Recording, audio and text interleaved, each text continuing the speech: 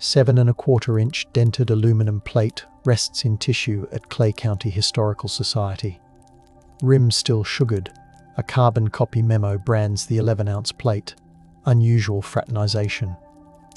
Yet ledger records 3 pies for prisoners as thunderlit lamplight grazes scratches. If this gentle midnight history soothes you, subscribe for more whispers. Unteroffizier Friedrich Mertens stepped from the deuce and a half at dawn, boots sinking into mud laced with crushed alfalfa, the scent green and damp against the lingering diesel that clung to his jacket. Lamplight spilled from a Kansas barn door, not the blinding glare he braced for, but a honey-coloured glow that softened the edges of pitchforks hung like quiet sentries along the wall. He listened for a barked command, and heard instead the simmering hiss of something baking, a gentle percussion from cast-iron skillets in the farmhouse kitchen beyond. The guard's bayonet stayed lowered, the metal bandolier creaking as the man cleared his throat and gestured toward a long table dusted with flour, apples sliced thin and fanned like maps. Torn gloves waited beside them, coarse wool ready to warm numb wrists after hauling feed sacks. Friedrich had rehearsed the taste of punishment, expected bitterness thick as coal smoke. Yet the farmer's wife brushed him past a sleeping collie, pressed a porcelain plate into his palm, and set down a wedge of cinnamon pie whose steam fogged his spectacles brighter than any spotlight at roll call. In the War Department's quarterly survey filed in 1944, Camp Concordia listed 302 acres of leased wheat and sorghum fields, boundaries marked by cedar posts wrapped with 3 strands of barbed wire, more symbolic than stern. The report rattled off inventories: 6 Ford trucks, 2 hand-cranked sirens, 24 shovels, 48 mess trays, and an almost apologetic notation of 13 pie tins requisitioned from local kitchens for nutritional morale supplements. Guards noted that the windmills creaked at night, masking the shuffle of boots as prisoners marched to the field kitchens carrying galvanized pails perfumed with chicory coffee. The Geneva Convention charts tacked behind the mess sergeant's desk showed calorie calculations, each column penciled neat as sheet music, ensuring every slice of crust joined the ration ledger. The nearby farmers signed receipts with fingers still crusted in soil. The smell of rain-heavy earth mixing with yeast, as the bakery detail rolled dough across oilcloth etched with faint compass roses. Even the siren tests seemed half-hearted, their wails fading into meadowlark calls before the men settled back to their tin plates, astonished that dessert arrived alongside discipline. Kindness in those barracks carried the warmth of ovens more than the chill of sentry towers, and memory asks why sweetness crossed a boundary erected for suffering. Who decided kindness should taste like cinnamon when war drums still muttered far away? The question floated between cots, the air touched by soap flakes and distant locomotive whistles. Stories whispered in the dark described the first bite as both fragile and defiant, crust flaking like dry leaves under frost, reminding men that humanity can arrive wearing an apron rather than a uniform. Each reflective whisper echoed the metallic tick of the potbelly stove, proving that mercy travels on humble plates, not gilded proclamations. The sand remembers, instruments hum in gentle loops, the hollow weights beneath cottonwood shadows whispering through wire. County Extension bulletins archived in weathered filing cabinets outlined the logistics behind the generosity, pages smelling faintly of mimeograph ink that still tinged fingertips purple. Schedules detailed how work detachments loaded onto rattling school buses before sunrise, escorted by guards whose uniforms carried the leather tang of holsters, yet whose pockets bulged with orchard apples meant to break mid-morning hunger. Receipts showed sacks of flour diverted from cooperative mills, stamped with moisture percentages recorded by handheld hygrometers, ensuring crusts wouldn't crumble in the dry prairie air. The Red Cross nutritionists visited with stethoscopes glinting under kerosene lanterns, verifying that calorie counts remained within regulation, even as they noted excess dessert offerings from civilian sponsors. Farm wives swapped recipes at quilting bees, their voices muffled by cotton batting while they debated whether nutmeg or clove better soothed a captive mind. In the camp kitchens, German bakers folded dough with the precision of machinists, knuckles dusted white, the hiss of steam pipes underscoring a rhythm that sounded more like home than confinement. Years later, the men would describe the pies not as indulgence but as a language that needed no translation, a dialect of crust and spice that melted dread into something manageable. Their recollections move like fireflies over ponds, slow and luminous, proving that gestures sometimes succeed where treaties fail. Candle smoke from makeshift altars in the barracks chapel mingled with cinnamon, giving worship a bakery sweetness that blurred the line between penance and comfort. Even the straw pallets carried a faint aroma of nutmeg after the evening meal, fibers holding the comfort until dawn. The expectation of punishment curled at the edges like burnt sugar, yet the generosity stayed soft, rewiring how these soldiers imagined their captors in the quiet minutes before sleep. The motif of pie became anchor and lantern, a recurring shape that steadied thoughts whenever train whistles pulled them back toward battlefields across the ocean. Silence held because gratitude felt too sacred to shout, because some moments seemed carved from hush, the way crust is crimped by careful thumbs. Transport records from Texas, Minnesota, and Georgia detail how far those unlikely desserts traveled, mapping a web of farm-to-camp routes that stretched within a 40-mile radius of each installation. In the pine-thick air near Tyler, laundry steam mingled with pick and smoke as civilian drivers ferried warm pies in wooden crates, each crate padded with feed sacks to keep crusts intact over washboard roads. Minnesota cooperatives sent rhubarb versions perfumed with sugar that crystallized during moonlit deliveries, the boxes stacked beside bushels of sugar beets destined for canneries. Georgia's peach orchards packed latticed tops brushed with egg wash, so glossy they mirrored the lantern flares swinging from guard rests.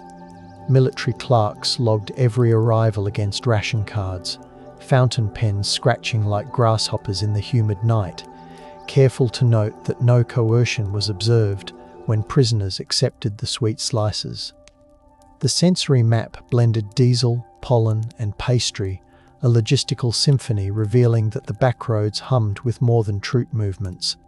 The farmers who baked saw themselves not as rebels against regulation, but as caretakers of the soil, convinced that feeding those who tilled it was part of the covenant between land and hands. They knew surveillance could arrive without warning, so they folded their compassion into routine, letting the scent of butter mask intention. Night after night, the same stars that watched bomber routes now watched pastry cooling on windowsills, and the contrast softened even the sternest patriarchs.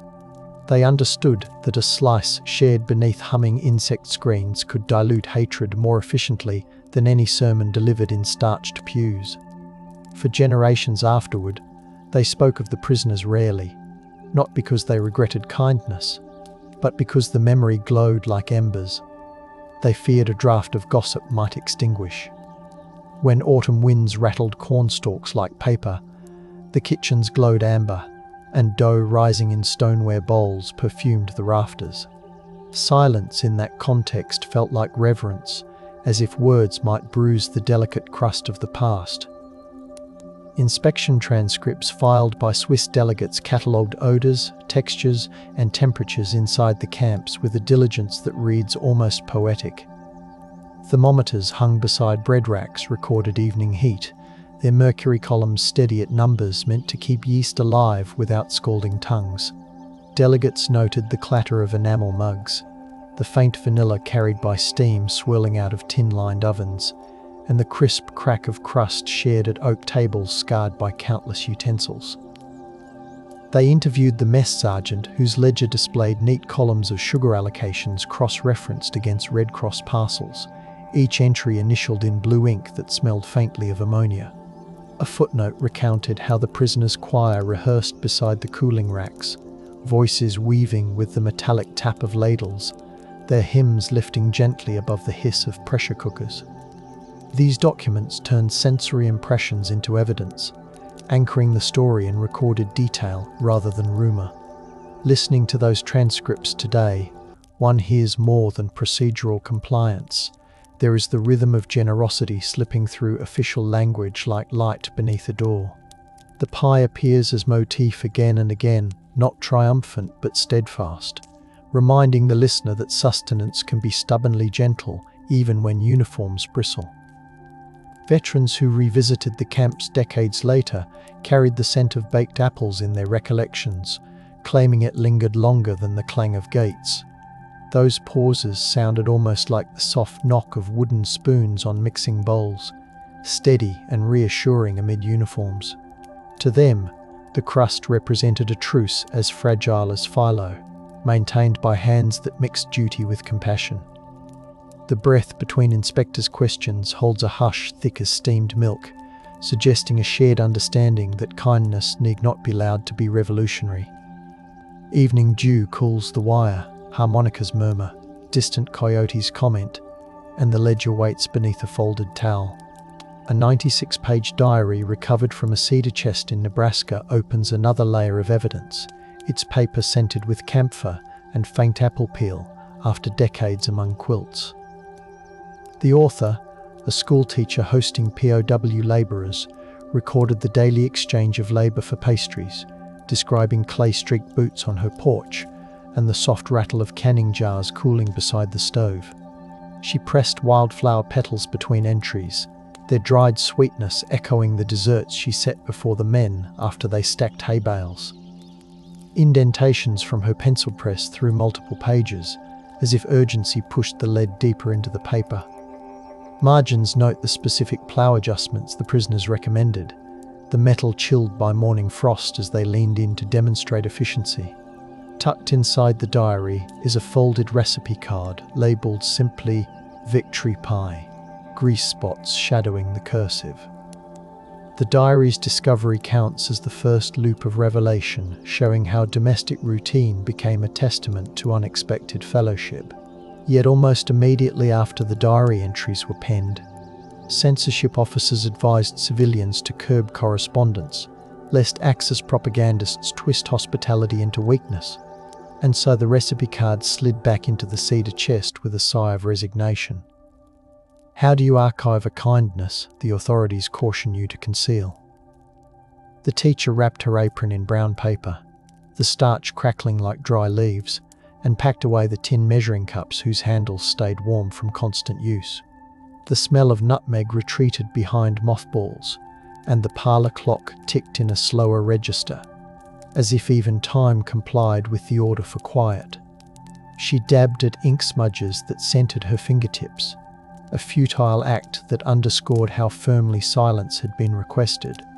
Suppression settled like dust atop the chest, not malevolent but weighty, serving as reminder that official narratives preferred discipline over desert. Camp newsletters, hand-cranked through mimeograph machines, reveal how that silence manifested in print.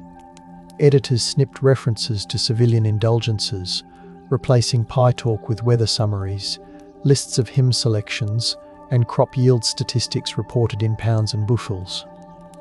The ink smelled sharp and medicinal, the type stuttering where a sentence had been removed, leaving faint ghosts of letters visible under the right slant of sunlight.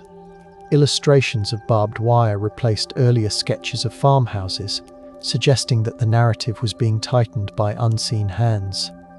Even the sports column, usually lively with descriptions of soccer matches on dusty diamonds, avoided mentioning the generous post-game treats the guards smuggled in under their coats. The machinery of omission hissed like steam-escaping valves, methodically redirecting focus away from the sweetness that had become subversive. Readers later recalled the sticky feel of fresh ink on their thumbs, a residue of silence they could not fully wipe away. Still, beneath the official hush, memory perfumed the barracks like a hidden sachet.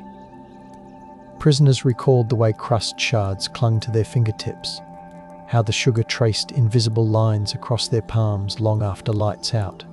Guards, too, carried the aroma, the scent catching in the wool of their coats, so that even after inspections they could breathe in a reminder of the humanity that softened their watch.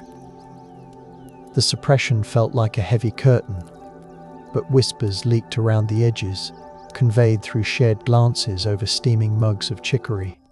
Redemption, in that era, looked less like proclamations and more like the quiet passing of enamel plates from rough hands to trembling ones.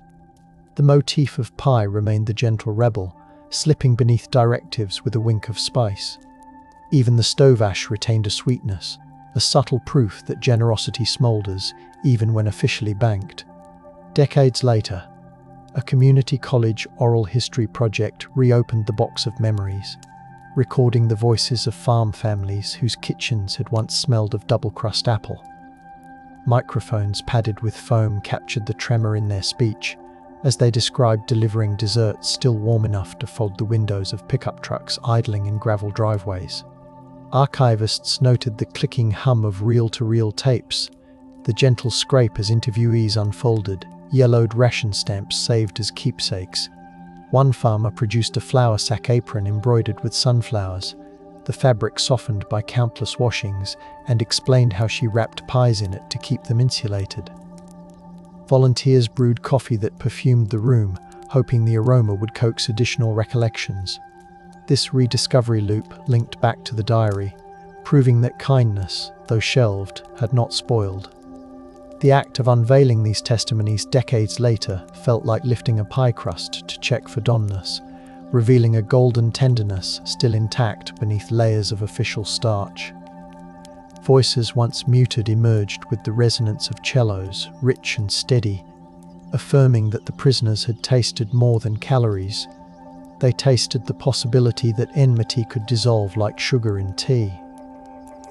Families spoke softly, the room smelling of brewed chamomile, as they revisited nights when lantern light painted ladders of brightness across barn rafters. The rediscovery loop made the kindness newly potent, reminding listeners that hospitality can hibernate without losing flavor. Prairie dusk breathes slow, tape reels spin, kettle lids quiver, and soft footsteps revisit gravel lanes. Beyond the plains, the experience repeated in the citrus groves of Arizona, where prisoners harvested oranges under a sun that hammered down like brass cymbals. Farm ledgers there listed dessert quotas alongside irrigation schedules, noting how many pies could be transported without the custard turning watery in the heat. Refrigerated rail cars idled nearby, their compressors humming like distant bees, ready to chill produce and pastries alike. Civilian supervisors carried leather-bound notebooks, their pages smudged with orange oil and flour as they logged work hours and dessert deliveries, ensuring accountability to both crops and conscience. A wooden citrus crate repurposed as a serving tray bore knife marks and juice stains, evidence that the tradition of shared sweetness travelled even where dust devils spun. The camp chaplain recorded in his homily outline that mercy tasted of graham crust today, grounding the motif once more in tangible detail. That desert kindness carried the scent of sun-warmed fruit, a fragrance that mingled with sweat-soaked uniforms and the metallic tang of canteens. The prisoners, expecting blistering punishment under relentless light, instead found their palms sticky with syrup as farmers passed slices shaded by canvas awnings. Some nights, the silence that followed came not from fear but from awe, as men stared at the moon rising behind saguaro silhouettes, tasting sweetness where they expected retribution. They understood that a gift can arrive even when the air vibrates with cicada buzz and distant artillery drills. The pie motif anchored them, a cool balm across cracked lips, reminding each listener that hospitality can flourish even in the most abrasive climates. The desert breeze carried citrus zest across the compound, a perfume no guard bothered to disperse. In Iowa, a stack of lacquer, 78 RPM discs preserved the camp orchestra's performances, recorded on evenings when the mess hall smelled of coffee cake and varnished spruce. The labelled track, Prisoner Polka, crackled with accordion wheeze, accompanied by the steady thunk of dough being kneaded on nearby tables. Notes scribbled on the disc sleeves mention that farmers attended rehearsals, carrying pies in cardboard bakery boxes tied with twine, setting them beside clarinet cases while musicians tuned.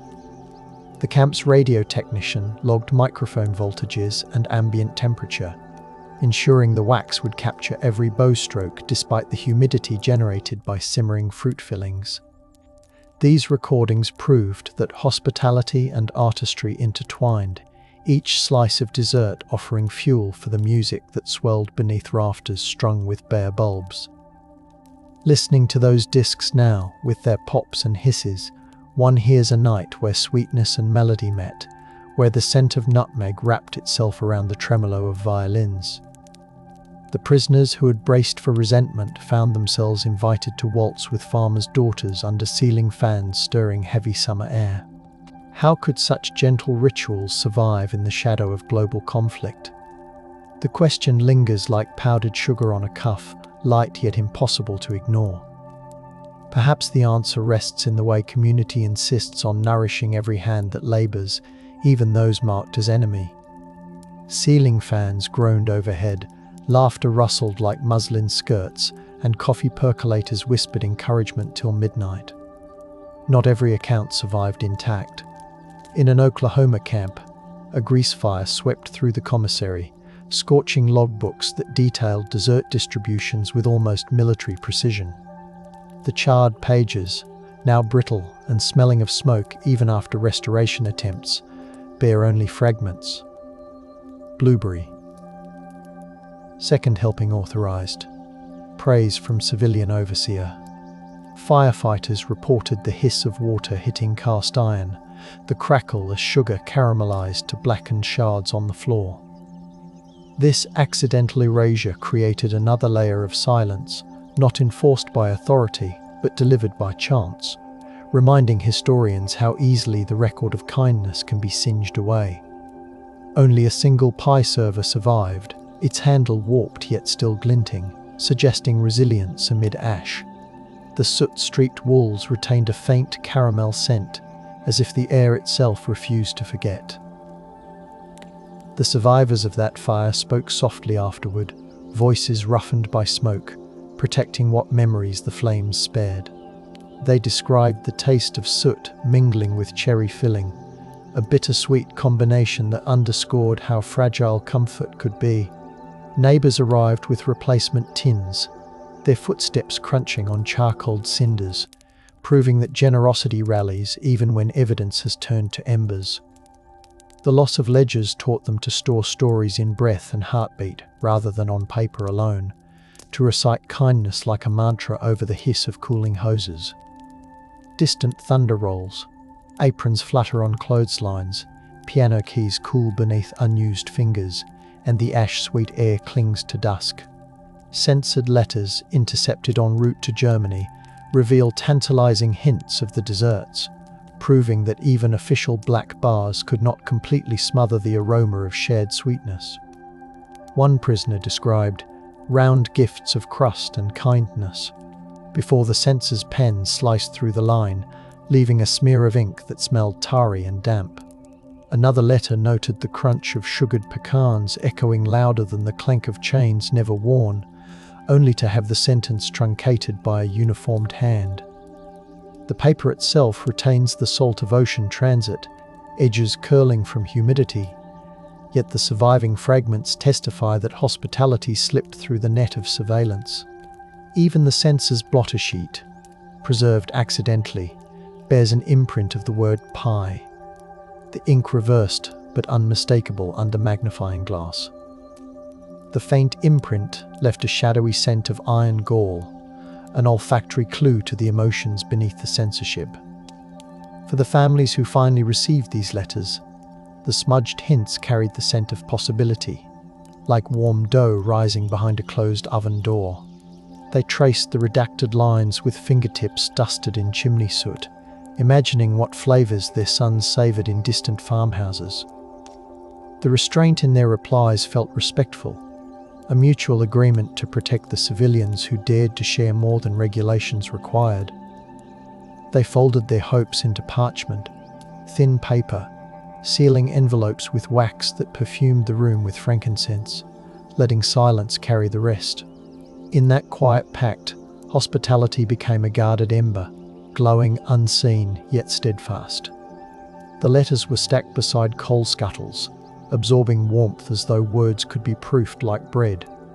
Another layer emerges in oral histories from black soldiers assigned as guards, men whose own treatment at home was fraught, yet who participated in this unlikely feast. Sergeant Leon Carter recalled patrolling rows of ripening wheat as nightjars cooled, the air thick with dew and the aroma of blackberry pie he had helped bake in the segregated field kitchen. His testimony described how he coordinated with farm women to deliver slices during rest breaks, ensuring protocols were respected even as generosity crossed racial and national lines. He carried a pocket notebook smelling of tobacco where he tallied portions, determined that kindness be shared equitably despite the hierarchy stamped into uniforms. His account placed pie at the intersection of multiple struggles, revealing solidarity forged through shared labor and shared dessert. The low murmur of his voice on tape blends with the distant swish of grass, a soundtrack to intricate compassion. Carter's memory settles over the narrative like a bass note, deep and resonant, reminding listeners that hospitality can challenge more than one injustice at a time. He spoke of the bite of crisp night air against his cheeks as he watched German prisoners and African American guards savor the same crust, an equality more profound than any regulation dared acknowledge. The joy tasted tart sweet, like blackberries picked at the edge of a ditch where segregation signs once stood. He kept the story quiet for years, aware that some neighbors might misread kindness as betrayal. In that guarded hush, the motif of pie shimmered as an act of quiet resistance, its aroma threading through the cold, starlit watch. His pause before describing the final bite carried the weight of a hymn verse withheld for reverence. As repatriation trains loaded, manifests noted unexpected cargo, bundles of recipes, packets of dried apple slices, and hand-turned rolling pins gifted by farmers to departing prisoners. The station platforms smelled of coal smoke and butter as farewells were exchanged, the clatter of boots on planks punctuated by the soft thump of luggage stuffed with cookbooks. Military clerks inspected each item, their gloved hands lingering on the smooth maple of the rolling pins, searching for contraband and finding only culinary tools. Some prisoners left behind thank you notes etched on rough stationery stained with coffee, promising to recreate the pies for families across the ocean. The records catalogued these gestures under miscellaneous exchanges, yet the sensory tableau told a deeper story of gratitude baked into departure. Steam from locomotives mingled with the sweetness of cooling pastries, creating a farewell perfume. The journeys home carried the taste of pie as surely as they carried memories of battle, the sweetness tucked beside grief in every satchel. Prisoners pressed their noses to frosted train windows, letting the scent of the station linger as long as possible before iron wheels pulled them eastward. The hospitality they'd received became both comfort and burden, a secret they wondered whether relatives scarred by bombings could believe. Words felt insufficient, so they guarded the flavor in their mouths, hoping to recreate it with whatever ingredients ration books allowed. Moonlight paints steel rails, silver, wooden benches creak, steam sighs into cold air, and the final crumbs rest warm in gloved hands. In Rhineland kitchens shattered yet functional, former prisoners attempted to recreate the American pies using barley flour and beet syrup, improvising crusts on stoves fueled by briquettes that smelled of peat. Letters preserved by church archives contained carefully translated recipes, each specifying cup measurements that felt foreign to cooks accustomed to weights. One returnee, Otto Lang, sketched the lattice pattern on onion skin paper, annotating which spices approximated cinnamon when the genuine article was unattainable. The pans they used were dented mess tins repurposed from military kits, their metallic tang imprinting itself on the first reimagined slices.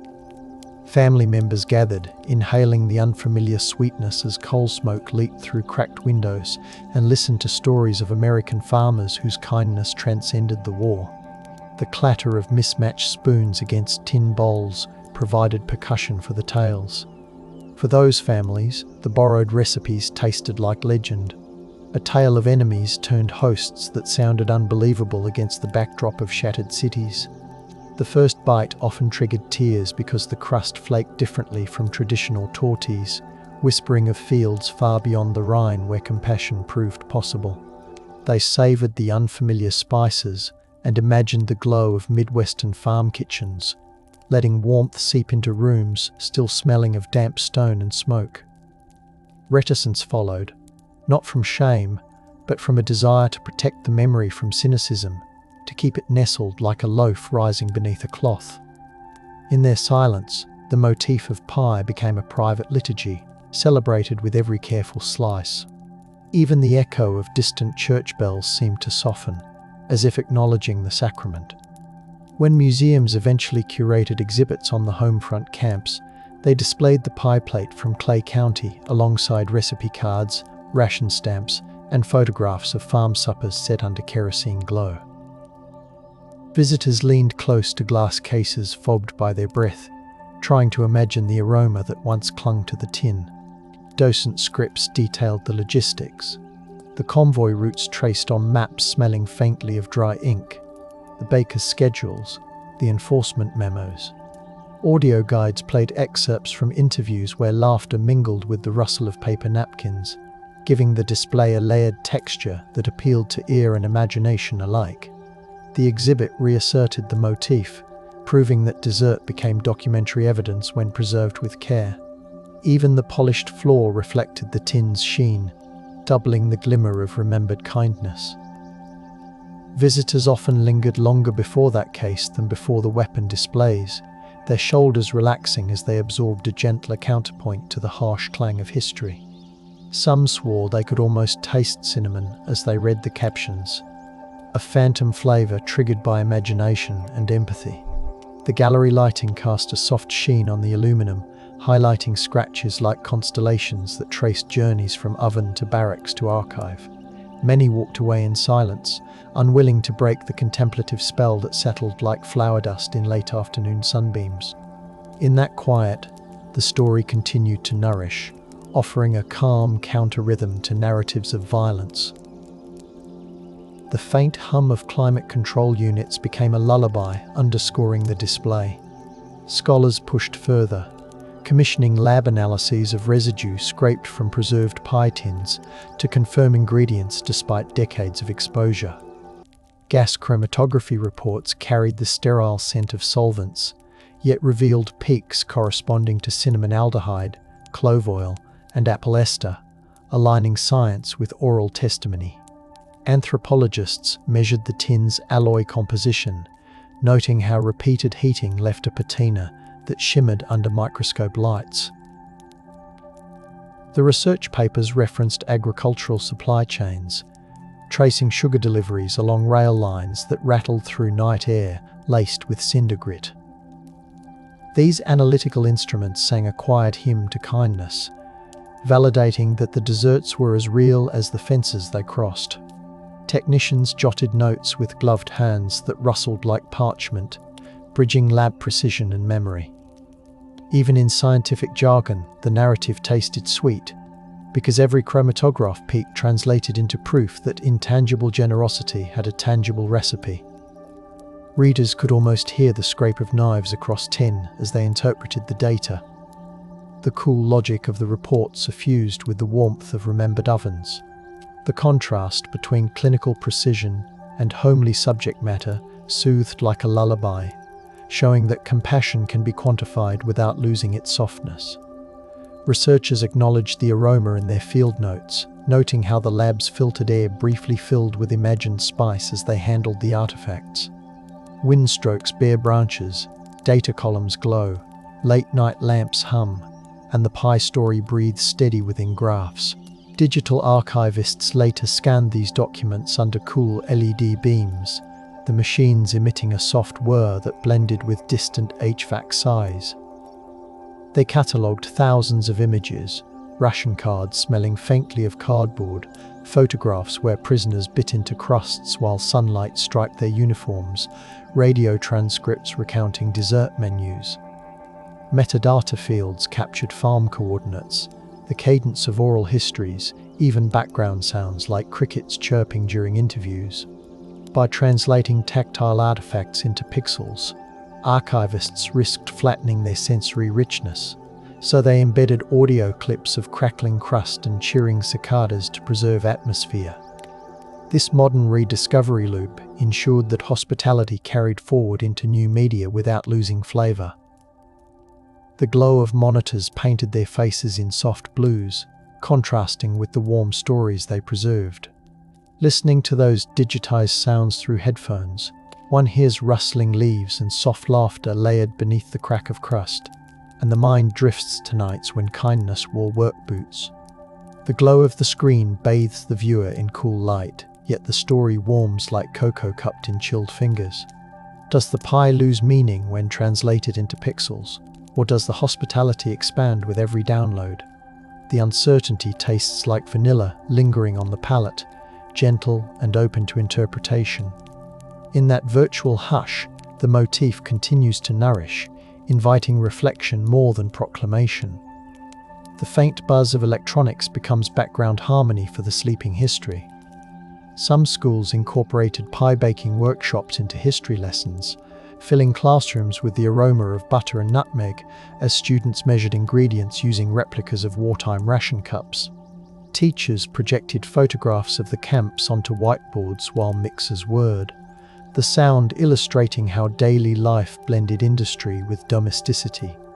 Students kneaded dough on desks dusted with flour, feeling the tacky pull that once gripped prisoners' palms as they turned labour into sustenance. They read aloud excerpts from diaries, voices echoing against cinder-block walls painted institutional beige, grounding abstract history in tactile experience. Finished pies cooled on wire racks, their steam curling around stacks of textbooks, proving that learning can taste as fragrant as remembrance. The halls smelled sweeter than cafeteria lines, teaching through scent as well as story. The students ate in near silence, not from reprimand, but from the awe that settles when a story moves from page to palate. Sweetness coated their tongues as they imagined the surprise these desserts offered to men who had braced for punishment instead. They watched crumbs scatter across lined notebooks, symbols of how history fragments yet still nourishes. Teachers dimmed the lights, letting the soft hum of the HVAC and the faint clink of forks create a lullaby rhythm. In that mellow glow, the motif of pie bridged eras, telling young listeners that compassion can outlast conflict. Their laughter, when it returned, sounded softer, wrapped in the comfort of shared taste. On modern Midwestern farms, descendants of those generous families host twilight gatherings where pies still bake in cast-iron skillets seasoned by decades of use.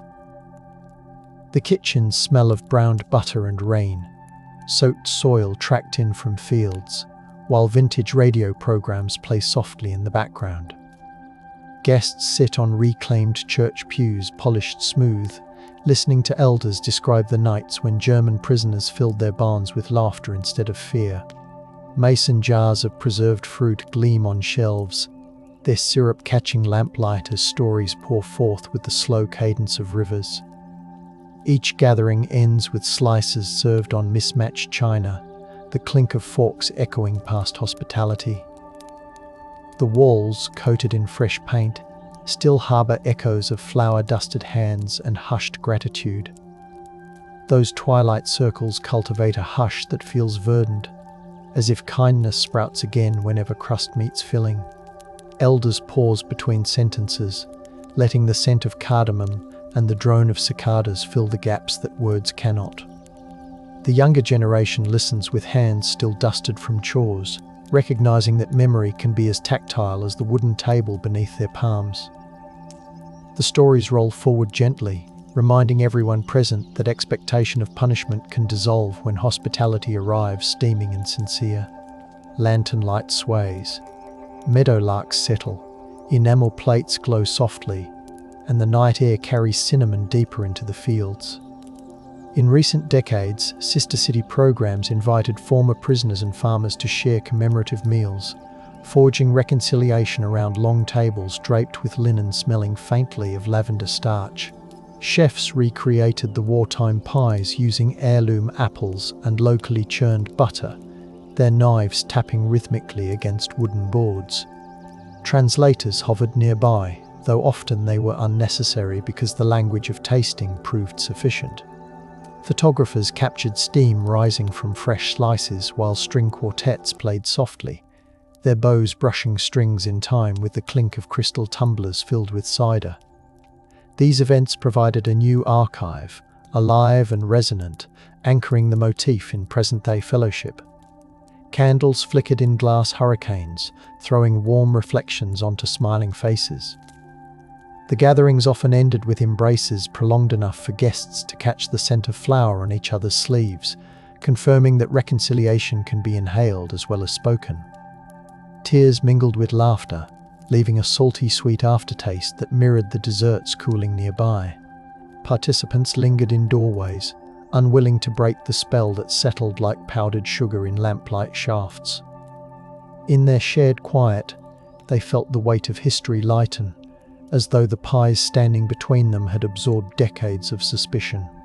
The motif endured, generous and fragrant, teaching that hospitality is a language capable of rewriting endings. Footsteps on cobblestones receded softly, carrying the aroma into night alleys. Now, when night deepens and train horns stretch across fields that once echoed with the cadence of marching boots, the story breathes in the spaces between scents. Somewhere, a pie cools on a sill, steam drifting like a messenger toward anyone still listening for a sign that compassion can arrive without fanfare.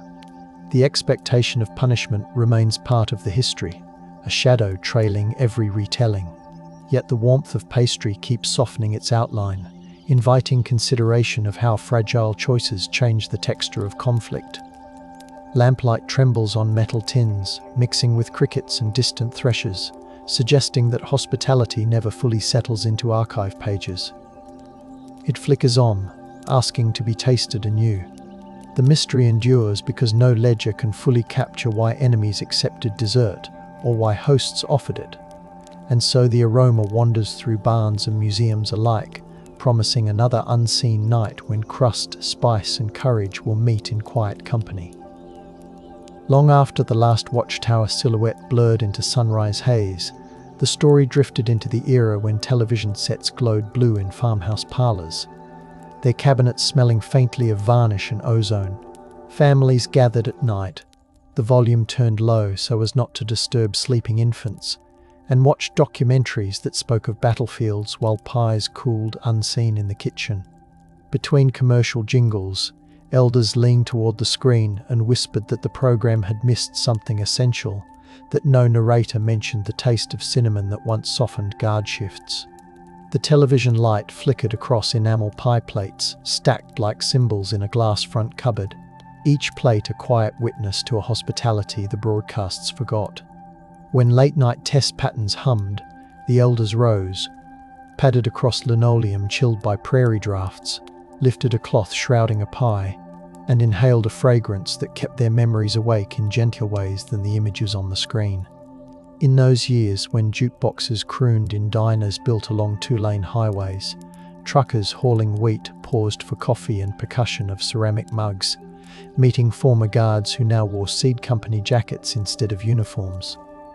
They traded stories over slices of chocolate chess pie laid on formica counters that still smelled of fresh wax, and the jukebox glow painted the chrome with muted rose. A jazz trio playing on the radio folded trumpet sighs into the conversation as the men compared the sweetness before them to pies baked for the prisoners under their watch.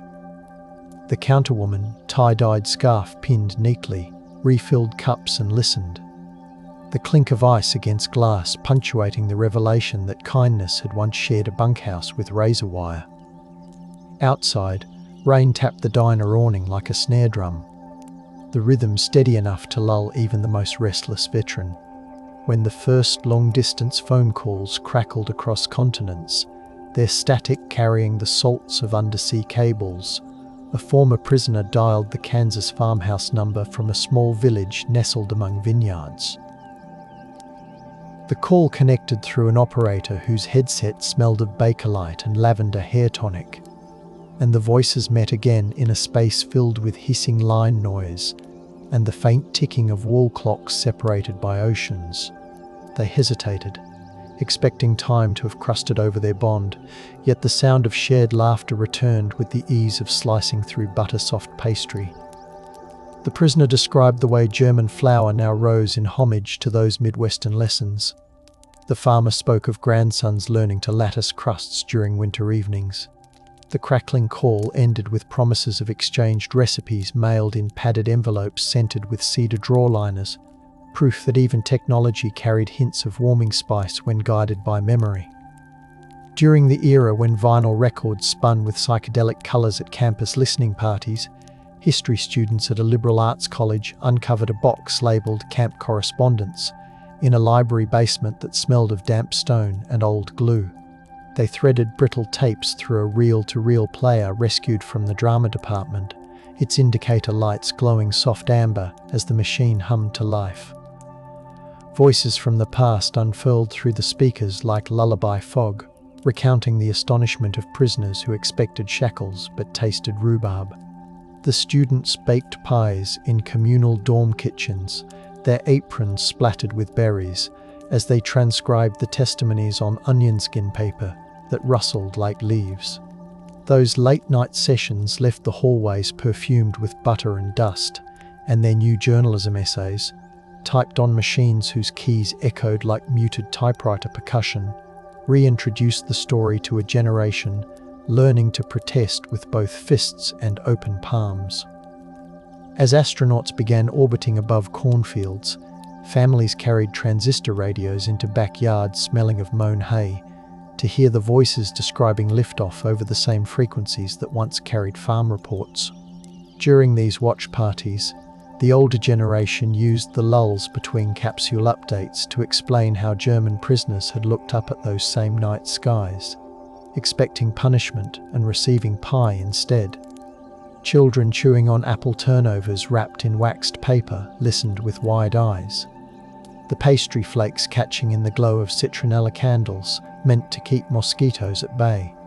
The radios crackled with telemetry beeps, a rhythm reminiscent of the heartbeat they felt when first daring to feed enemies, and the aroma of fresh dessert braided itself with the metallic scent of lawn-folding chairs. Stars wheeled overhead, indifferent yet somehow companionable, reflecting off the aluminum tins arranged on picnic tables like miniature lunar surfaces. Around the time when protest songs strummed through folk festivals held in meadows flattened by footfalls, a violinist tuned her instrument beside a patchwork quilt spread on dewy grass. Between sets she told the audience, her breath visible in the cool evening, about her grandmother who smuggled pies past camp gates while humming lullabies. The violin's spruce body carried the scent of rosin and aged varnish, and each note she drew seemed to echo the rising steam of a freshly cut slice. Festival goers sat on overturned apple crates, their hands wrapped around tin mugs of mulled cider that misted the night air, and listened as the musician explained that kindness can be as radical as any march. Fireflies blinked in sync with her bow strokes, and when applause rolled across the meadow, it had the gentle hush of wind caressing wheat. In the era when community theatres revived radio plays, using Foley tables crafted from barn doors and washboards, actors rustled paper to mimic footsteps on straw, while narrators spoke of German labourers expecting discipline so sharp it could cut their tongues. Instead, the script described enamel plates heavy with pie, and the Foley artist crushed pastry crust beside a microphone to replicate the tender crackle. The studio smelled of stage makeup mixed with coffee brewed in percolators that hissed like old radiators, and the audience, tuning in from living rooms illuminated by floor lamps with tasseled shades, heard the story anew. Old metronomes salvaged from music classrooms kept time for dialogue cues, their wooden cases polished by hands that once recorded crop rotations. The drama's closing line floated through static, assuring listeners that true authority sometimes tastes like cloven butter instead of iron. During the wave of heritage tourism that encouraged travellers to trace ancestral footsteps, tour buses rumbled down gravel roads toward campsites long since repurposed to fairgrounds. Inside the buses, air conditioning breathed out a scent of Freon, and guides spoke softly into handheld microphones wrapped in foam covers, narrating how prisoners expected reprisals yet received dessert. Passengers unwrapped scones sold at rest stops fashioned from renovated depots, the pastry sugar-dusting travel brochures printed on glossy paper. They stepped onto the grounds where hay now lay in neat bales, the original barracks replaced by pavilions echoing with livestock auctioneers. The guides pointed to a single surviving chimney, its bricks warmed by afternoon sun, and described how, in another era, pie steam mingled with the earthy aroma of feed troughs. Visitors inhaled deeply, imagining the sweetness resurrected by imagination alone, and recorded the moment on camcorders whose whirring motors imitated distant cicadas. As interest in slow food blossomed, culinary historians in aprons embroidered with herb motifs hosted workshops in converted granaries, their beams smelling of toasted barley and old timber. They laid vintage rolling pins across linen runners, each pin tagged with provenance: a Nebraska farmstead, a Colorado orchard, a Michigan lakeshore kitchen. Attendees ground spices with mortar and pestle, releasing fragrances that lifted like incense toward rafters. The instructors read aloud from shipping manifests stored in regional archives, the papers scented with graphite and leather, revealing how sacks of barley and crates of apples travelled along branch lines to camps where prisoners expected discipline but tasted pie. Participants kneaded dough while listening to field recordings of harmoniums and pump organs used in camp chapels, the old instruments wheezing compassion into the present. The workshop ended with a candlelit tasting, only the soft scrape of forks disturbing the reverent silence. When the digital age turned archives into glowing screens, coders volunteering for a history collective designed a virtual reality experience that recreated the moment a prisoner stepped into a barn smelling of hay and fresh pastry. Users donned headsets lined with foam and brushed suede, their senses surrounded by 3D audio rendering of distant train bells and the hum of milking machines. Subtle scent diffusers released notes of cinnamon and sawdust, while haptic gloves simulated the warmth of the porcelain plate placed into expectant hands. The program included toggled footnotes that hovered like soft fireflies, citing letters, inspection reports, and diaries for each sensory detail. People removed the headsets with cheeks damp from unexpected tears, the straps carrying a faint trace of lavender disinfectant, and realized the kindness once sequestered in paper records now breathed through circuits. Even in pixelated moonlight, the pies radiated the promise that hospitality can be coded into futures as well as pasts. In the years when mindfulness practices spread across yoga studios filled with the scent of sandalwood and orange peel, facilitators guided participants through meditations centered on the act of sharing dessert with a stranger. Their voices softened to match the rhythm of Tibetan singing bowls resonating like distant church bells. They invited attendees to visualize German prisoners bracing for harshness but receiving slices fragrant with nutmeg instead. Mats cushioned tired knees while vanilla-infused candles memorialized the aroma that once curled through camp corridors. After the session, herbal tea steeped in ceramic pots painted with wheat motifs was ladled into cups, and the gentle clink of porcelain replaced military cadence as the sound anchoring the moment.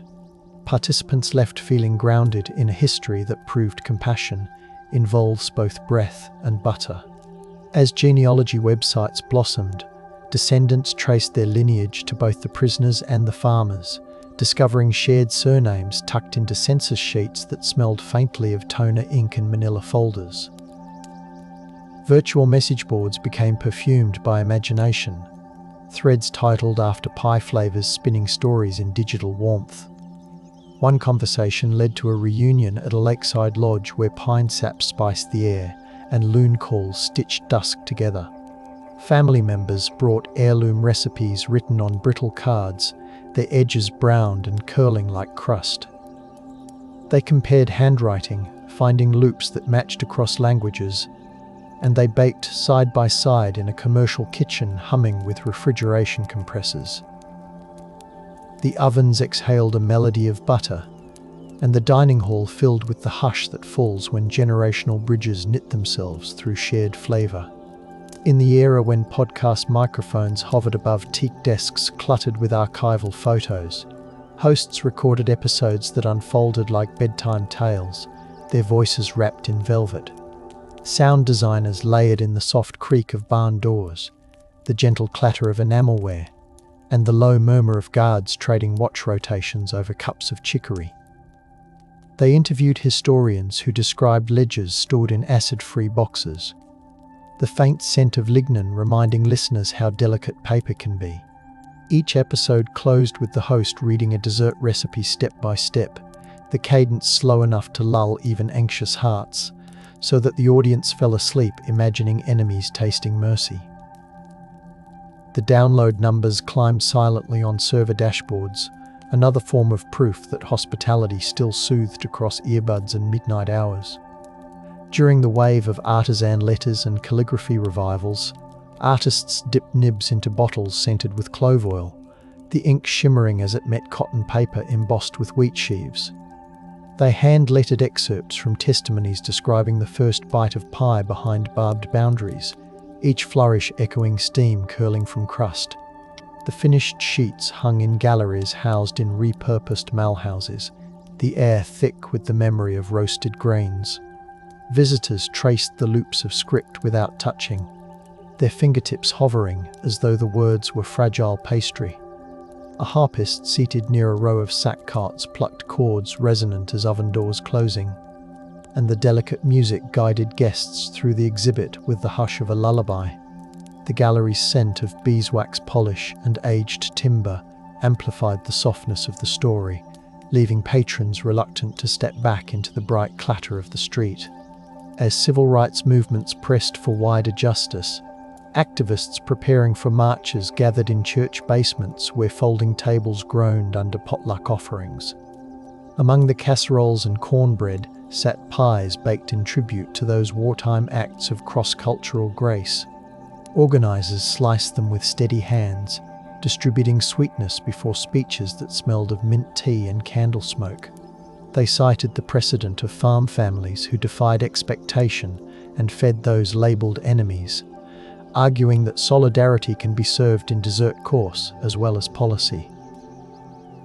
The thump of gospel drums and the rise of soulful choir harmonies merged with the clink of pie servers against tin, weaving past kindness into present courage. The basement's concrete walls cooled the warm air, keeping the aroma close so that every deep breath tasted like resolve. When machine quilters programmed long-arm devices to stitch commemorative textiles, the hum of servo motors filled studio barns built with reclaimed planks smelling of linseed oil. They stitched patterns of lattice crusts intertwined with strands of barbed wire, gently untwisted, thread colours running from cinnamon brown to cream. Fabric panels depicted guards and prisoners seated at rough-hewn tables, their silhouettes softened by appliqued steam. Each quilt block referenced a source, a diary entry, a Swiss inspection note, a tape transcript, and the documentation hung beside the finished piece in plastic sleeves zipped to keep the scent of cotton and starch intact.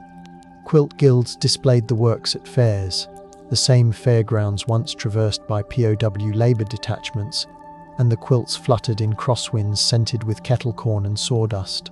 Visitors traced the stitches with eyes, letting the texture soothe like a hand resting lightly on a shoulder. As contemporary composers scored symphonies inspired by home-front stories, orchestras rehearsed in halls lined with acoustic panels smelling faintly of cedar. The percussion section employed baking sheets and wooden spoons, to capture the sound of crust being tapped before serving, while strings swelled to mimic steam rising into quiet rafters. Clarinetists practiced passages representing night guards humming lullabies they half remembered from childhood. The conductor, her baton polished to a satin sheen, guided the musicians through movements named after ingredients: cardamom dawn, molasses dusk, custard midnight. At premieres, audiences leaned back in plush seats upholstered in velvet, breathing in the mingled aroma of concert programs freshly printed and the faint butter scent conjured by suggestion. The final chord lingered like a lingering taste, and applause rippled gently, more caress than storm. In the age of food trucks and pop-up markets, a vintage military field kitchen truck, painted a soft sage green and smelling of diesel tempered by vanilla, parked beside town squares at twilight. Volunteers wearing aprons patterned with wheat stalks served slices of heirloom pies to curious crowds. Chalkboards propped against the wheel wells told the story of prisoners who expected punishment, but met generosity, the text written in looping handwriting that invited close reading. Acoustic guitarists perched on the tailgate strummed lullabies while leaves rustled overhead. The crowd ate slowly, the crunch of crust mingling with the murmur of evening traffic, understanding that they were savoring a history lesson as much as dessert. Lanterns hung from the canopy swayed in the breeze, scattering lemon-scented citronella into the summer air. When memory care centers introduced sensory therapy, staff baked pies using recipes sourced from camp-era archives, filling the halls with aromas designed to awaken long, quiet recollections. Residents traced their fingers around the fluted crusts, the pastry warm enough to thaw arthritic knuckles. In the background, a phonograph played lullabies in German and English, the vinyl's gentle hiss reminiscent of the wind slipping through tall grass. Some residents murmured names they had not spoken in decades, eyes glistening like glaze under soft fluorescence. Therapists wearing cardigans that smelled of cedar wardrobes recorded the stories that bubbled up, adding another layer to the living archive. The therapy mats cushioned feet as participants swayed side to side, their movements guided by the same rhythm that once paced guard patrols, now softened to rocking chair tempo. In beachfront towns where sea salt scented the breeze, former prisoners settled into retirement cottages painted in muted seaside blues. They baked pies using seafood spices, anisey, lemon zest to suit the coast, yet still told visitors about the crusts they first encountered beside Kansas wheat. Porch swings creaked in time with the surf, gulls crying overhead like distant barracks whistles. They kept scrapbooks on wicker tables, the pages smelling of sunscreen and glue, filled with clippings about American farmers who served dessert instead of discipline. Neighbors brought over choufle pies, and together they watched the horizon fade into dusk, agreeing that kindness travels farther than shipping lanes. The clink of wind chimes punctuated their recollections, tinkling like tin cups in grateful hands. As climate shifts altered growing seasons, agricultural extension agents experimented with drought-resistant grains to continue the pie tradition. Test plots rustled under sensors mounted on poles, the devices ticking softly as they recorded soil moisture. In demonstration kitchens built beside the fields, chefs kneaded dough from new varieties, the flour carrying a nutty scent. They invited visitors to taste slices baked from recipes annotated in camp ledgers, now adapted to modern climate realities. The implication was gentle yet resolute. Even as conditions changed, the commitment to hospitality remained. Solar panels warmed the ovens, and the quiet hum of inverters joined the ambient chorus of cicadas and distant irrigation pumps, echoing the original blend of industry and tenderness. When literary salons returned to popularity and neighborhood bookshops smelling of espresso and old paper, authors read from novels that wove the pie story into fictional tapestries. Listeners nestled into armchairs upholstered in velvet the color of ripe cherries, their hands cupping lattes sprinkled with cocoa. The writers described characters who expected punishment but found sweetness. the narrative arcs grounded in archival citations printed in appendices. Between chapters, a cellist bowed gentle phrases that fluttered like recipe cards turned by curious fingers. The audience listened with eyes half closed, letting the words settle like powdered sugar on a countertop, understanding that fiction can carry truth's aroma when carefully baked. In the era of satellite classrooms beaming lessons to rural districts, teachers broadcast from studios lined with reclaimed barnwood, their microphones capturing the warmth of their voices. They used document cameras to show close-ups of pie tins etched with tiny dents, explaining how each mark belonged to a night when courage wore an apron. Students miles away watched on tablets smelling of plastic and notebook paper, their styluses tapping gentle rhythms as they took notes. Homework assignments included interviewing elders about dessert memories, and returned essays carried smudges of flour from enterprising bakers.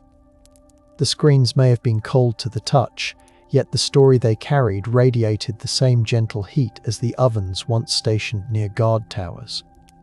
As international art biennials sought installations blending taste and narrative, a chef artist collaborated with perfumers and historians to craft an immersive pavilion.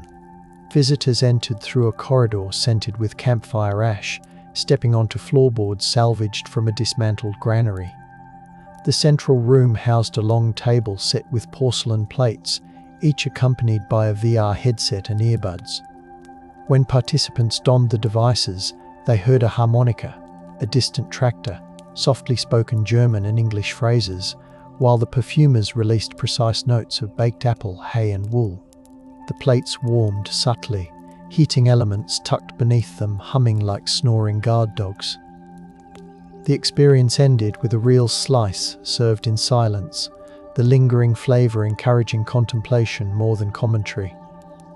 During the resurgence of handwritten letter exchanges, pen pals spanning continents sent each other sachets filled with ground spices chosen to evoke the camp kitchens. Envelopes arrived scented with star anise, brown sugar, or citrus peel, and recipients opened them beside windows fogged by kettle steam. They shared updates about community gardens, choir rehearsals, and museum exhibits, always returning to the lesson of expecting punishment, yet receiving pie. Old fountain pens scratched across paper made from recycled straw, each stroke a soft percussion against the tabletop. When the letters stacked up, their combined aroma transformed desk drawers into archives of fragrance, proof that kindness can travel through postal routes as surely as it once travelled down dusty farm lanes. As streaming platforms produced gentle documentaries meant for evening unwinding, cinematographers filmed fields at golden hour, microphones capturing the hush of breeze through tasseling corn. The narration, spoken in a voice as soft as wool, described the astonishment of prisoners whose first American dessert melted away fear. Cameras lingered on antique stoves, on hands measuring cinnamon with spoons dented by decades, on ledger entries written in looping ink. Audio engineers blended the faint thump of kneaded dough with mechanical clicks from typewriters, creating a soundtrack equal parts kitchen and office. Viewers curled under quilts on couches smelling of fabric softener, letting the story escort them towards sleep, the final credits rolling to the sound of a pie cooling on a sill. When community choirs hosted twilight services in arboretums, the air rich with leaf mold and night-blooming flowers, they dedicated entire programs to songs inspired by the dessert diplomacy. Arrangements of lullabies wove in lyrics about unexpected sweets, and bass voices rumbled like distant thunder, while sopranos shimmered like pie steam. Candles floated on reflecting pools, their flames mirrored against the dark water, and the choir director traced arcs in the air, guiding harmonies gentle as whipped cream. Attendees sat on wooden benches, still rough from the sawmill, resting cups of spiced cider on laps draped with shawls. The final chord faded into crickets, and listeners departed in near silence, hearts cradling both the sorrow of war and the solace of shared crust. In the quiet hours of 24-hour libraries, night shift archivists wore fingerless gloves to keep warm as they digitized fragile recipe pamphlets. Their desks held small electric heaters emitting a faint tin scent, and mugs of chamomile waited nearby, steam curling under fluorescent lights. Through the hush, the only sounds were the soft click of scanner lids and the whisper of tissue paper wrapping artifacts. They knew that each high-resolution image preserved the memory of prisoners who expected punishment, but tasted welcome instead. When the shift ended, they stepped into dawn air, sharp with frost, and carried home the aroma of old pages clinging to their scarves, a gentle souvenir of labour done in service of hospitality. In bustling city markets where commuters hurried past stalls, a baker set up shop at the corner where the scent of roasted chestnuts met the tang of diesel. Her display case gleamed with pies named after counties that once hosted camps, each slice accompanied by a card quoting a line from testimony. She wore a baker's cap dusted in flour, and her hands moved with the surety of someone who knows kindness can be portioned generously. Morning cyclists stopped for a slice and a story, the spokes of their wheels clicking like distant Morse code. The market's canopy flapped overhead, stirring the aroma into the rush-hour air, reminding passers-by that compassion can catch you mid-stride and feed you before you even realize you're hungry. When vocational schools taught refrigeration repair, instructors used the tale to explain why maintaining consistent oven temperatures mattered for more than technical perfection. Students leaned over compressors smelling of oil, while the instructor, voice rumbling like a well-tuned engine, described farmers staying up through stormy nights to keep pies warm for men who expected cold shoulders. The lesson manuals bore grease smudges and penciled notes linking BTUs to memories. Apprentices realized that their meticulous adjustments might one day protect both flavor and dignity, a thought that settled over the workshop like a soft gauze. Metal tools clinked back into drawers with the same tender care once given to pie servers washed under pump water. As winters lengthened in some regions, ice fishing shacks transformed into storytelling hubs where propane heaters hissed and walls smelled of pine sap. Anglers baited lines beneath the floorboards while reciting the pie episode, their voices mingling with the muffled creak of lake ice. Thermoses of hot chocolate spiked with cinnamon circulated, the steam fogging insulated windows. The men and women inside wore wool caps knitted in patterns echoing lattice crusts, every stitch a nod to the desserts that softened wartime divides. Fish flopped in buckets lined with straw, and between checking lines the anglers remembered how generosity can surface even in the coldest seasons. When the era of tactile board games returned, designers launched a cooperative game set within a home front camp. Players moved tokens crafted from polished maple across a board illustrated with barns, kitchens, and barracks, the colors muted like faded photographs. The game smelled faintly of cardboard and ink, and it tasked participants with balancing regulations and compassion to ensure dessert reached prisoners expecting discipline. Dice carved from recycled rolling pins clicked gently against the table, and cooperative victories were celebrated with actual slices baked before play began. Families gathered around the table under pendant lights glowing warm as oven interiors, and the game's end credits read like a gratitude list for real people who once made the improbable possible.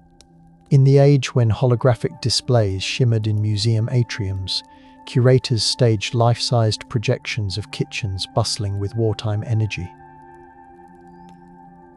Visitors walked through translucent scenes where bakers rolled dough, guards leaned against doorframes, and prisoners accepted plates with hesitant fingers.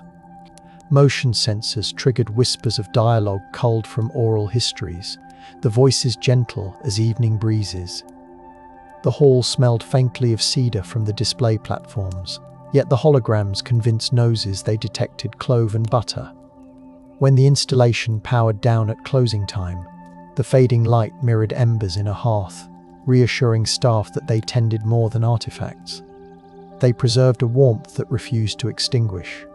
As digital musicians composed lullaby playlists for streaming services, tracks titled Custard Ceasefire and Lattice Mercy, layered piano, brushed snare drums, and field recordings of crickets.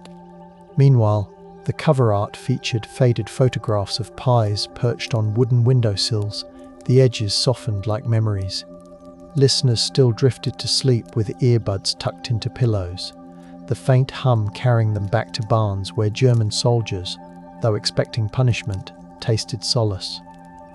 The playlists ranked high on charts for relaxation, their descriptions urging audiences to breathe deeply and imagine sharing dessert with those once labelled adversaries. Silence held between each sentence. Morning metrics delivered to smartphones smelled only of glass and circuitry. Instead, behind the data pulsed a story revealing a fragrance as warm nutmeg. On commuter trains slicing through fog-draped valleys, conductors announced stops in voices softened by early morning. In the quiet sections, a historian recorded an audiobook describing the Pi episodes, her tone hushed to match the train's gentle sway. Passengers cupped travel mugs of chai and watched trees blur past, the beverage's spices reinforcing the tale's aroma. The rhythmic clack of wheels on rails echoed the cadence of work boots marching to fields, now softened into a lull that set eyelids drooping. By the time the train slid into the city, listeners carried the story with them like a shawl draped over shoulders, warmed by knowledge that hospitality once rode similar rails in the form of pies wrapped in cloth. When home canning revived as a hobby, enthusiasts gathered in kitchens where steam-clouded windows and glass jars clinked like soft bells. They simmered fillings based on camp-era recipes, adjusting ratios for pectin and sugar, while reading aloud the testimonies of prisoners who tasted these flavors instead of reprimand. The lids pinged as they sealed, each sound a note in a melody of preservation. Countertops carried the tang of vinegar and the sweetness of fruit, and the participants labeled jars with both ingredients and historical footnotes. Later, they mailed the jars to food banks, slipping in handwritten notes about the kindness tradition, ensuring the aroma of the past nourished present tables. In the late-night glow of neon diner signs beside deserts stretched beneath infinite stars, travelers ordered pie slices served by staff whose name tags bore familiar farm surnames. Milkshake blenders whirred, dripping condensation across chrome surfaces, while the jukebox played soft doo-wop harmonies. Truckers spoke of long hauls between cooperative elevators, referencing the old stories of prisoners expecting retribution yet savoring dessert. Wind raced across the highway, adding a sharp scent of sagebrush to the sweetness inside.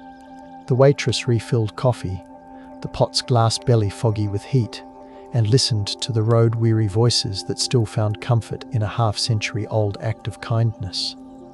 As philanthropic foundations funded seed banks and culinary scholarships, grant applications referenced the legacy of pies in articulating their mission. Committees met in boardrooms scented with leather-bound binders and recycled air. Yet the proposals they read evoked barns, orchards and enamel plates. They approved funds for mobile kitchens that visited veterans centres, handing out slices while volunteers read excerpts from letters recounting the surprise of being fed. The grants carved new pathways for the story, ensuring the aroma of compassion rose wherever need appeared. Elevator chimes marked the end of meetings, and the board members stepped into lobbies with smiles mellow as butter left to soften on a counter. During snowbound evenings when the world muted under white blankets, families gathered around brick fireplaces fragrant with smoke and pine sap. They toasted marshmallows while a grandparent read from a self-bound booklet collecting the pie testimonies, the paper warmed by nearby flames. Outside, the snow muffled every sound, mirroring the hush that fell when the prisoners bit into unexpected sweetness. The family's dog curled by the hearth, twitching in dreams, while cocoa simmered on a trivet, its steam blending with tales of generosity. The youngest child traced pictures in frost on the window pane, drawing lattice patterns without realizing a lineage guided her fingers. As the sun rose on mornings when fog hugged riverbeds, kayakers paddled past campsites now overgrown with willow and reed. They paused to sip coffee from thermoses smelling of stainless steel, listening to their guide tell the dessert story in voices barely above the river's whisper. Dragonflies flicked across the surface like blue sparks, and the kayaks bobbed gently, the water lapping in a rhythm reminiscent of wooden spoons stirring filling. The guide produced a tin from his dry bag, revealing hand pies wrapped in wax paper, their crusts still flaky despite the humidity. The group ate with reverent silence, the taste mingling with the earthy scent of river mud and distant clover. In the era when bookstores revived the art of silent reading clubs, participants gathered amid shelves scented with ink and cedar plank flooring. They sat beneath pendant lights shaped like inverted mixing bowls, reading curated selections about unexpected hospitality. A baker stationed in the corner distributed miniature pies on paper doilies, asking only that diners absorb the story behind each flavour. The room remained quiet save for the whisper of turning pages and the occasional murmur as someone made a note in the margin.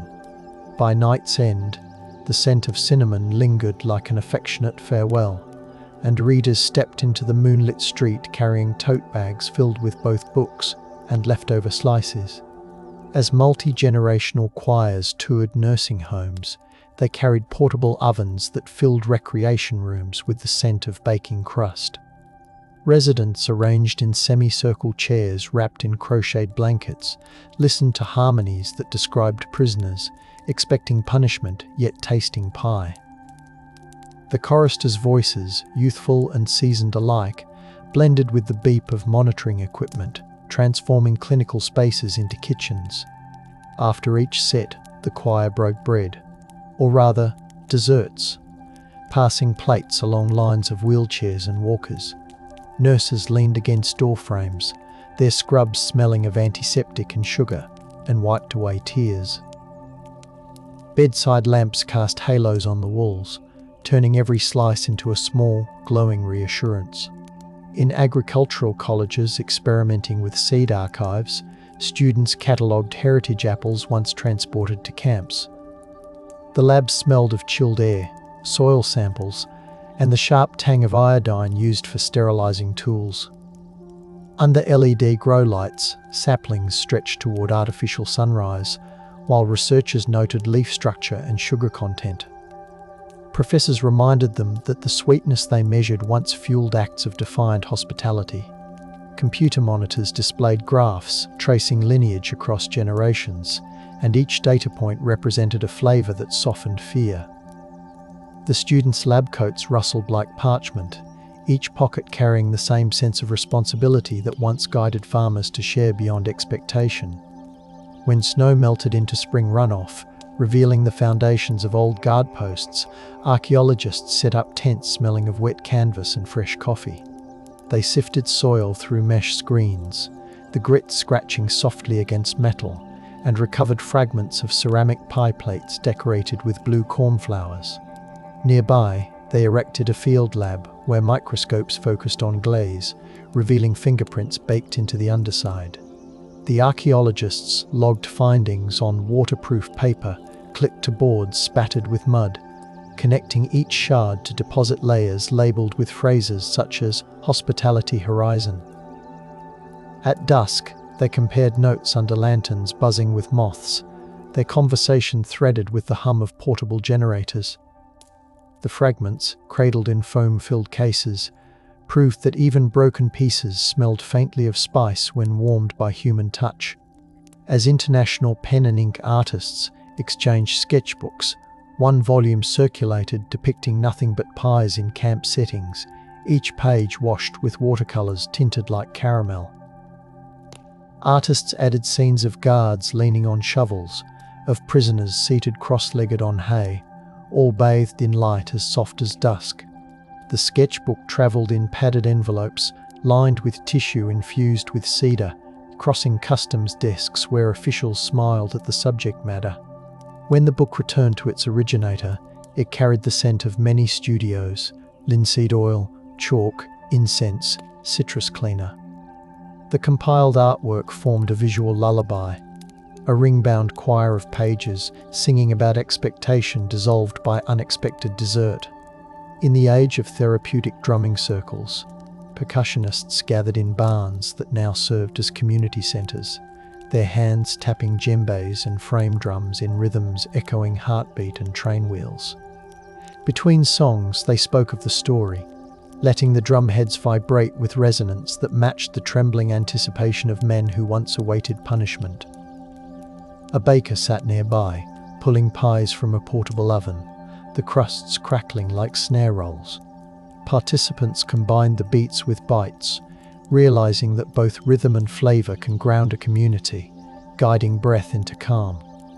Straw bales served as benches, their dry grass scent blending with cinnamon, creating a fragrance both earthy and sweet. As the narrative entered classrooms taught by veterans of more recent conflicts, the instructors stood beside whiteboards marker, scented and clean. They described walking into foreign villages expecting hostility yet receiving bread, linking their experiences to the pies once served to German prisoners. Students scribbled notes with mechanical pencils whose lead clicked like distant Morse, and the conversation meandered toward how acts of unexpected hospitality ripple through history. The classroom clock ticked gentle seconds, each click reminiscent of spoon against plate. When the bell chimed, rather than scatter, the students stayed to discuss, the smell of dry erase still sharp in the air, the story settling into their understanding of duty and compassion. In coastal lighthouses converted into museums, curators filled former keeper quarters with exhibits exploring food diplomacy. Salt air wafted through open windows, carrying the muffled crash of waves against rocks. Visitors climbed spiral staircases polished by generations of hands, emerging into rooms where vintage camp photographs lined walls painted the pale blue of faded uniforms. The exhibit's centerpiece was a reconstructed galley table, laid with enamelware and a holographic pie radiating a virtual aroma triggered by proximity sensors. The curators played recordings of foghorns blended with the gentle cadence of guards recounting dessert deliveries. The lighthouse lantern above rotated slowly, casting soft bands of light that mimicked the passing of time, reminding all present that beacons of gentleness can guide as surely as beams cutting through night fog. In the era when artisan ice cream makers infused flavors with narrative, a small creamery tucked beside sunflower fields introduced a limited edition called Truce Pie. Customers entered the parlor, greeted by a bell tinkling like cutlery, and inhaled the scent of waffle cones baking on cast iron presses. The flavor combined apple compote, cinnamon, and pastry flakes, each scoop served with a card summarizing the story. The churns whirred at a steady pace, their metal sides chilled and gleaming, while patrons sat on stools upholstered in flour sack fabric. The ice cream melted slowly, replicating the warmth of the original pies, even in frozen form, and the parlor's jukebox played gentle swing that sounded like a memory tapping a shoulder. As people increasingly cultivated rooftop gardens in cities, planters sprouted heritage grains and dwarf fruit trees tended by hands stained with potting soil. Gardeners hosted twilight salons among string lights humming with bees drawn to fragrant blossoms. They placed portable induction burners on shipping pallets to bake pies as the sun dipped behind skyline silhouettes, the ovens emitting soft fans that blended with the distant rumble of subway trains. Guests sipped herbal infusions steeped with rosemary and lemon, listening to the story of prisoners who braced for punishment but found sweetness among strangers. The rooftop air mixed scents of diesel, hot asphalt cooling, and fresh pastry, proving that hospitality can bloom even above concrete canyons.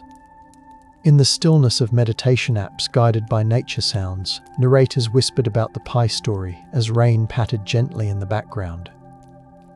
They invited listeners to imagine the weight of a warm plate in the palms, the cinnamon vapor rising to meet the breath, the soft murmur of gratitude exchanged in fractured languages.